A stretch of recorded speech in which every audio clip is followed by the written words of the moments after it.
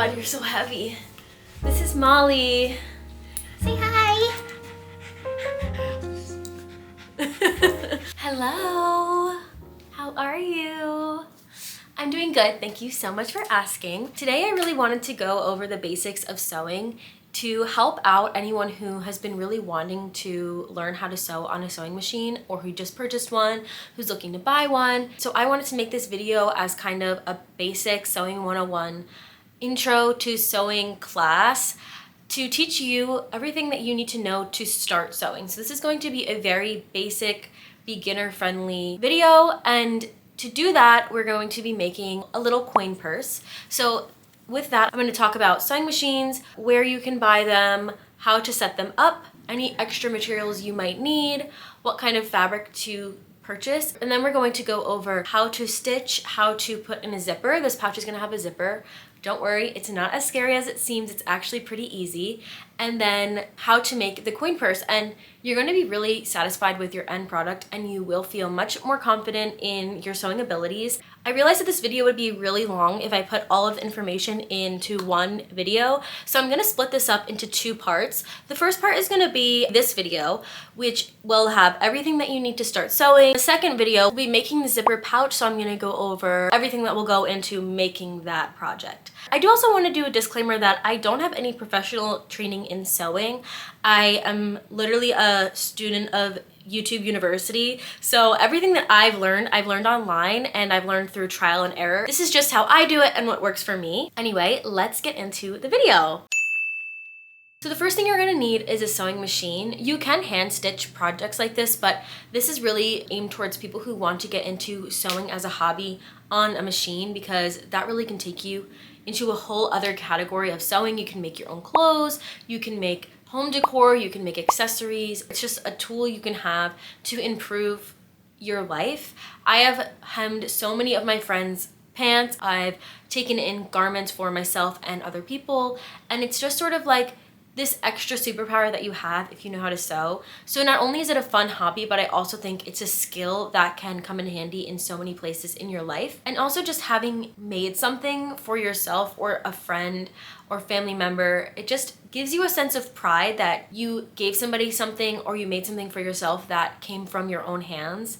So I just personally am a huge fan of sewing, and I want to help you love it too. So those are just some of the great benefits of sewing with a sewing machine. The sewing machine that I have is the Singer Heavy Duty, which is a fairly affordable sewing machine that I recommend for all beginners. So far, it's been very reliable. I know a lot of people who have and also love it. It can handle heavier fabric than some other domestic sewing machines. You could purchase these at the craft store. You could buy them online. I'm gonna link my sewing machine below from Amazon. While I do think that is a great option, you can look on Facebook Marketplace, you can look on eBay or Craigslist, and also just ask around in your community. You could post on your local Facebook group that you're looking for a sewing machine. People are willing to help, and I think that it's a great way to just sort of recycle things that people aren't necessarily using that you would really love. Local no-buy groups is a great way to find not only sewing machines, but sewing materials and fabric. You can also thrift sewing machines. I've seen quite a few really cool sewing machines in the thrift stores. But if you really want to just buy new, you can definitely do that as well. But that's the first thing you're going to need is a sewing machine, of course. Some other things that you will need are bobbins. Your sewing machine will probably come with bobbins, but you might want to have a few more, or if you buy it secondhand, bobbins are definitely a necessity. And I'm gonna link everything I mentioned in the description below. You're gonna need pins for pinning your garments together. Another thing I really recommend is getting fabric scissors. While you don't necessarily need these, when you're cutting your fabric, it makes a huge difference if you have a nice pair of scissors. I really like these Singer brand ones, and these came in a pack of 3 different scissors. So they came with the big one, and then 2 little ones. One's a little snipper, so that's another thing that would come in handy. These are the little snippers that came with those other scissors, but I also really like these. I don't even know what brand these are, but just little snippers to snip your thread really close when you're sewing, which I'll get into. And then another thing that you could eventually want is a rotary cutter. This is a Cricut brand rotary cutter, and I really do like it. I think it cuts super well. I've tried other ones, but this is my favorite. And then for this, you will need a little rotary mat as well, which is right here. You'll also need a seam ripper. Seam rippers are pretty affordable, so you don't have to invest a lot. You can get these for like $1 at most sewing stores, and I think that you definitely need this. Even I use this all the time to open my seams when I mess up, and as a beginner, messing up is sort of like a given. So in terms of thread, you don't need all the colors. Like I have a lot of colors up here, but I do sew a lot, and I honestly don't even use all of those colors. I mostly just use white or black. So start with just white and black and see how far that takes you. And then if you're doing a specific project, you can always run out and grab a little thread. So sometimes I use clips like these. These disappear all the time, but I do really like these little clips for when you're sewing something that has multiple layers. It's easier to clip it instead of pin it. And then safety pins.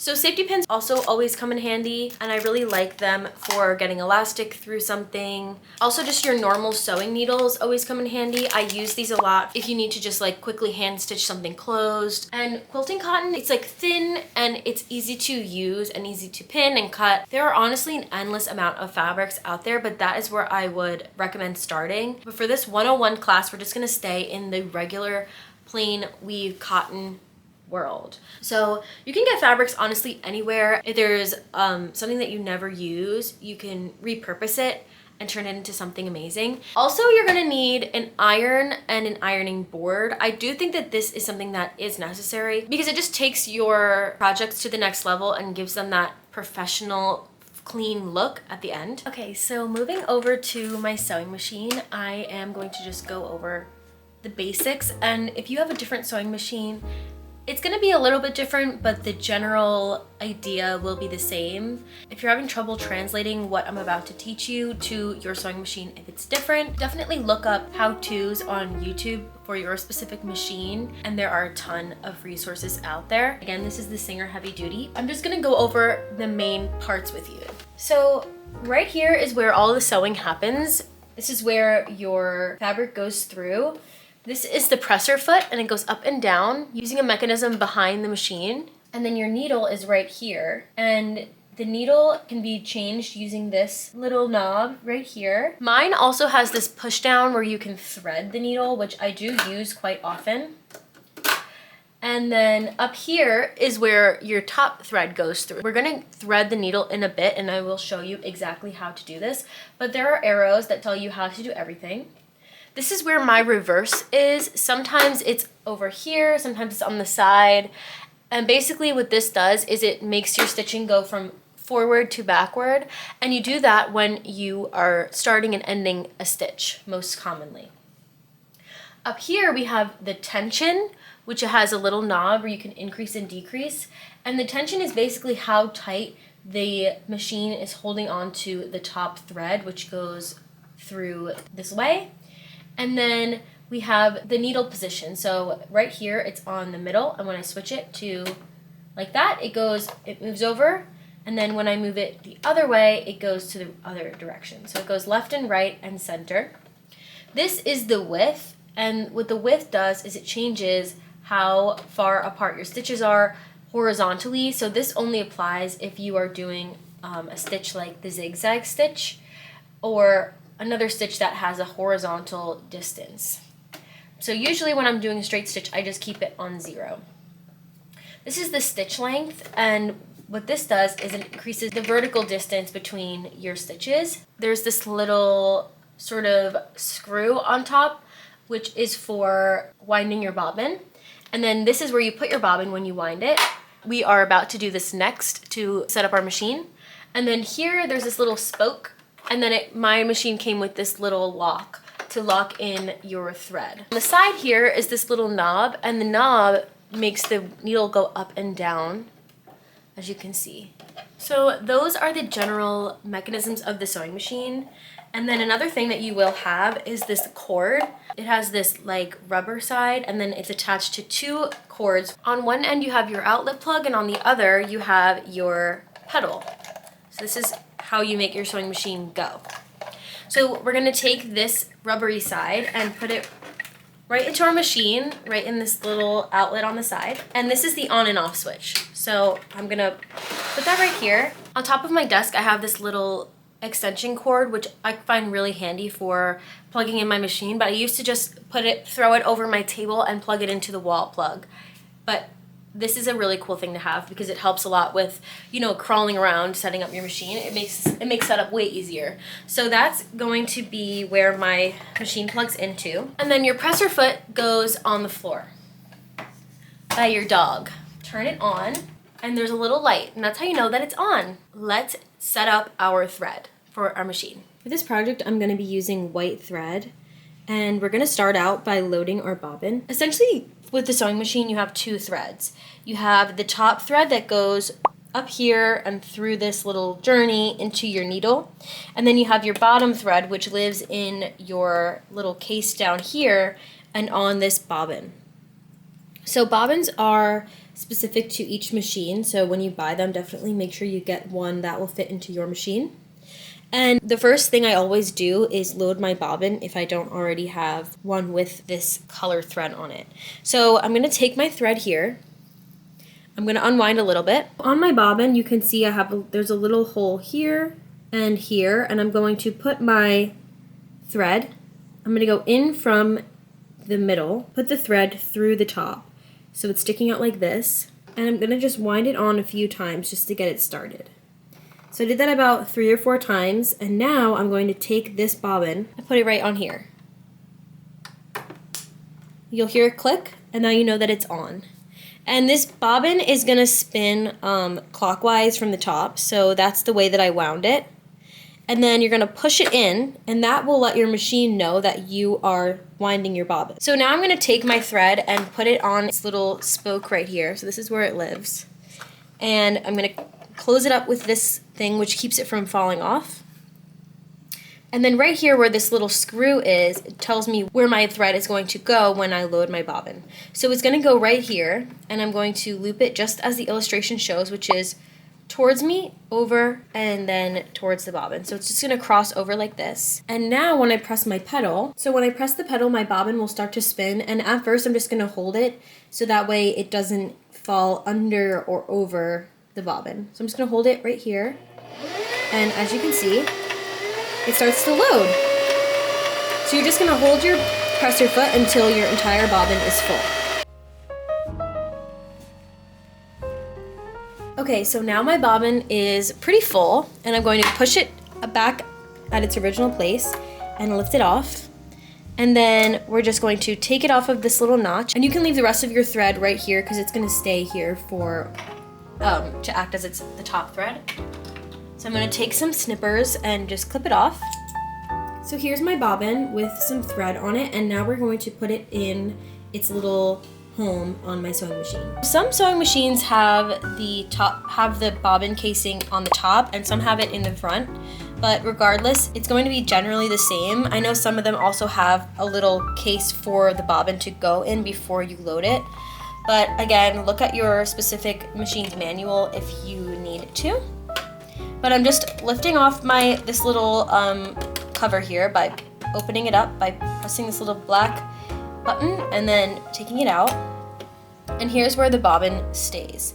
So when you load the bobbin, it does matter which direction you put it in. So the way that I always remember it, I don't remember where I learned this, probably on YouTube, but I go P for perfect. As you can see, this would be like a Q, lowercase q, and then this is a P. So I go P for perfect, or you can think that you want the loose end to be on the left of the bobbin. And then I put it in the casing like this, and then up here there's a little notch, and I'm going to put my finger on the bobbin and just notch it on. So now we're going to leave it like that while we move on to the top thread, and it's all going to come together. Okay, so my thread is still up here in its little home, which is a perfect place for it, and we're going to thread it through the machine. Mine has numbers, and most of them also do have numbers, and you can see them right here. You can see this is number 1, number 2, number 3 is right here, number 4 is down here, number 5 is right here, and number 6 is right there. So this definitely gets easier over time. You just honestly load your bobbin and thread your machine without thinking eventually. But first you're going to hook your thread in this little area. They're all essentially the same, just have slightly different instructions. But hook your thread on here, and then this little thing is number 2. So you go like this, and then you're going to go down. Also, when you do this, I just want to mention that when you do this, you want your presser foot to be up, which means that the little lever is lifted upwards, and that's because inside of your machine there's something that grabs onto this thread when your presser foot is down, which is the reason why your machine has tension. So when your presser foot is up, that mechanism releases and allows you to thread your machine. So now I'm going to go down and up through 4, and now I'm here at 5, and there's nothing here. But as you can see, when I twist this on the side, this comes up. So you want to twist it till it's up. There's a little hook right here, so you just hook your thread on, and then we're going to come down here to 6. 6 is there's this little hook under your machine, so this is a little bit of a hook right here. There is a secret step, which I don't always do, to be honest, but sometimes I do it if I'm having machine troubles, which is right in there. There's a little hook here, so sometimes I will just loop, and now it's on in there. So that's the last step. Now we're gonna thread our needle. You take this little thing down here, not this. This is for your button, but we're not gonna go over that today. You're going to push it through, and then it should come right through your needle. And then you're going to hook your thread right on, there's a tiny little hook, and then let go, and it'll push it through, as you can see, and then pull your thread through. So that's how I like to thread my needle. It's the easiest way for me. But now you have both your bottom thread and your top thread on your machine. And the last step is to bring your bobbin thread up through this little area, so that way you can start to sew. The best way I've learned to do this is to hold on to your top thread and then turn the knob on the side. And as you come up, you can see right here, my bottom thread went around and grabbed my top thread, and then you're going to pull this top thread, and there you go. You have your 2 threads. So then I usually just put them through my presser foot, and the last step is to close up the bobbin area. And now your machine is threaded. Congratulations, you did it. We did it. We did it, Joe. First thing I want to go over is your stitches and how we can use them. So I'm gonna grab a piece of scrap fabric, which you should do as well, and we're gonna practice a little bit of stitching before we even start making our little pouch. So I have this little piece of black fabric so that you can see what I do with my white thread, but I'm just gonna go over the few stitches that you're going to be using the most, and that is the straight stitch and the zigzag stitch. So the setting you're gonna be using the most is the straight stitch, and I usually have my length at about a 3. My width is gonna be a 0 for this, and then I'm gonna leave my needle in the straight position. And the tension, I'm gonna just leave it out of 4, and you can always adjust as you go. One thing I do recommend that you do before you sew on your actual project is to practice on the actual fabric that you're gonna be using, but I'm just gonna use this black so that way you can more easily see what I do. So I'm gonna place my fabric under the foot, and I'm just gonna be stitching right on top for practice. What you're going to do is lower your presser foot in the back right here, and you're gonna start sewing by pressing the pedal with your foot. So as you can see, it goes before and after almost all stitches. You're going to use your reverse. So I did about 3 stitches forward, press the reverse, a couple 3 stitches backwards, and then you can go forwards. And then you're just gonna sew straight along. So again, I've reached the end of where I wanna sew. I'm gonna press my reverse button, couple stitches reverse, and then forward. And then you can sew right off. So now you're gonna lift your presser foot and pull over here. So on the side here, there's a secret little notch, and that's what I use to cut my fabric. So just cut it, and there you go. That is your first stitch. So I recommend stitching on a piece of scrap fabric a little bit just to get the hang of sewing and get used to the feeling of your machine.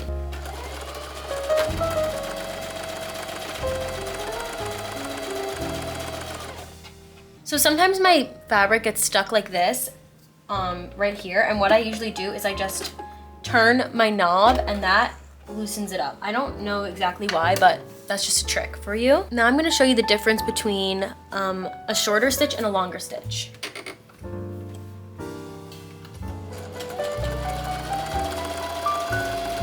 So here I did 2 stitches. This one is on the stitch length 1 and this is the stitch length 4. So you can see that they're very different in length and there are benefits to each one. This one creates a really strong hold between your fabric. So if you're doing something where you need a lot of durability, you should shorten your stitch. This also has a really nice look. So if you're trying to do something that's a little bit less obvious, that's another good benefit for the smaller stitch. And then the longer stitch is good for basting or doing impermanent stitches that you would need to do a gathering stitch or something like that. So gathering is when all the fabric is bunched up together, and you can do that really easily with this by just pulling on one.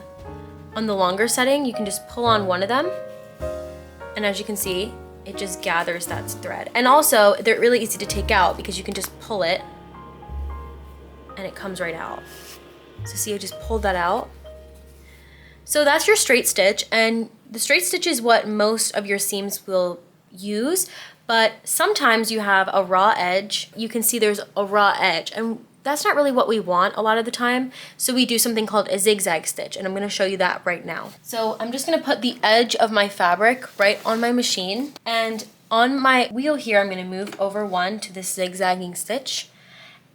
I'm gonna make my stitch length the same as before, which is about a 3. That's a good average. And then you're gonna take your width all the way over to number 6. That's the widest that your stitch will go. So I'm gonna first just show you what the zigzag stitch looks like. So that's what a zigzag stitch looks like. As you can see, it's a zigzag. Usually this is used to cover the raw edge so that it doesn't fray. So I'll show you what that looks like. So the way you do that is instead of just stitching right on top, we're gonna be stitching on the edge of the fabric, making the needle go over one of the edges when we do the zigzag.